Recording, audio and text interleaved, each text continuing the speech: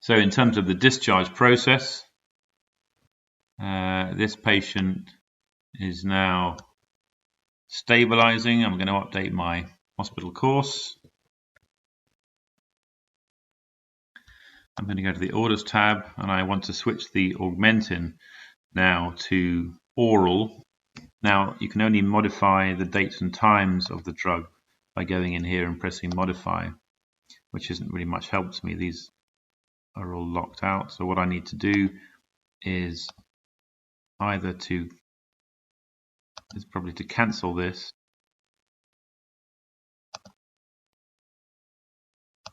and then place a new order. So I cancel this, change in clinical status,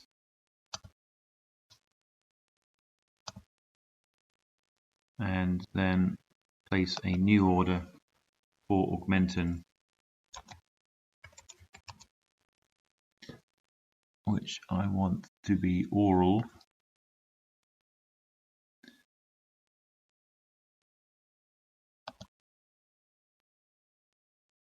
Three times a day.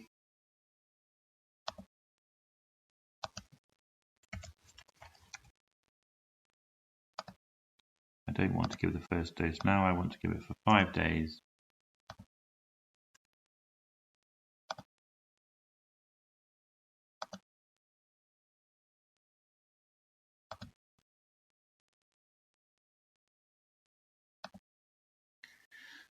So we've still got our discontinued intravenous Augmentin. We've got our new oral Augmentin, oral furosemide, codeine and paracetamol. And if we go and look at the drug chart summary, you can see that the IV is now been discontinued and is grey. The oral is now there at the usual administration times, and everything else remains unchanged. But we're now going to send the patient home. So we're going to do a discharge summary. This many of you will be familiar with just from day case work, but if you go to depart, now the diagnosis, the yellow fields are all the ones that are mandatory. The diagnosis, we already have these in there, but we need to, if you double click it, you'll see it's a type of admitting. It needs to be discharge to make it appear in the discharge summary if that's still appropriate. So I can press OK there. And similarly, the coronavirus infection is admitting. I'm going to change that to discharge. That's OK. So I can close that. And I now have 2 diagnoses, and you can have as many as you want up here.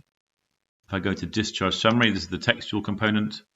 Because I'd already updated the hospital course, that's come in already for me. So I don't need to really add anything here.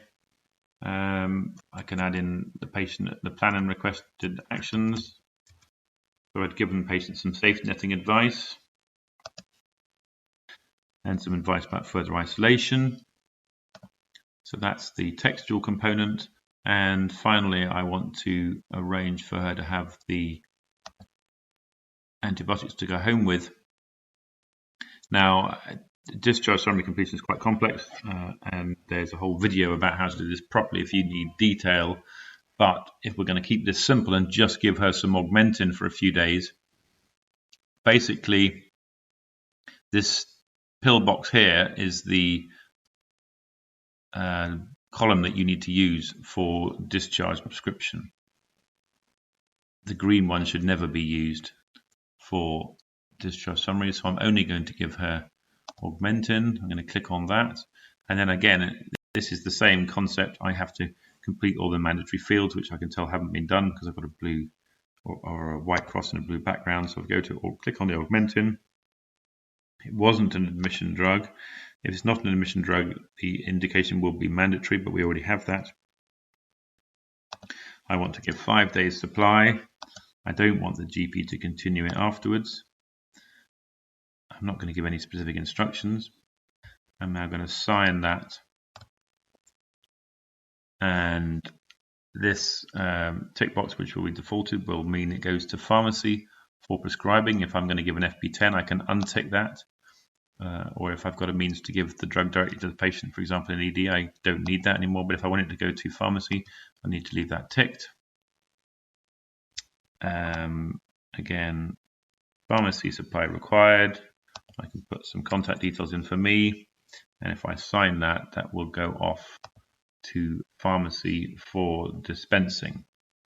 And now you can see that we have the beginnings of our discharge summary. If I scroll down here, you've got all the details, the diagnosis, the text that we put in, the plan and requested actions, further information given to the patient, the fact that she was DNA CPR and her past medical history, lack of allergies, and the augmentin that we prescribed.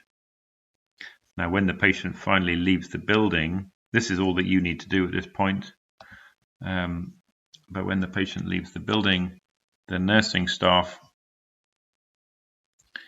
will go in here, put down that the patient has been discharged with consent to their usual place of residence, put down whoever the discharging member of staff was, whether it's the ward clerk or whoever, and today, if you press T, you get today's date. If you press N, you get now, and you can sign that. Similarly, if the patient has died, this is where you would document the patient has died and the fact they have gone to the mortuary. So if I tick that, and then if you tick this final pen here, this will open up the discharge conversation. It will copy all the data in that has just been entered in terms of date and time and location. And if we press OK, then not only does that verify and complete the discharge summary, which we can see by going into here. You see discharge summary finalized, so that's now been sent to the GP electronically, but the patient has now also been discharged. The discharge date has now appeared here, and if we go up to the patient list and refresh, we can see that the bottom our patient ZZ Corona Demo has now been discharged from the ward. So from your point of view,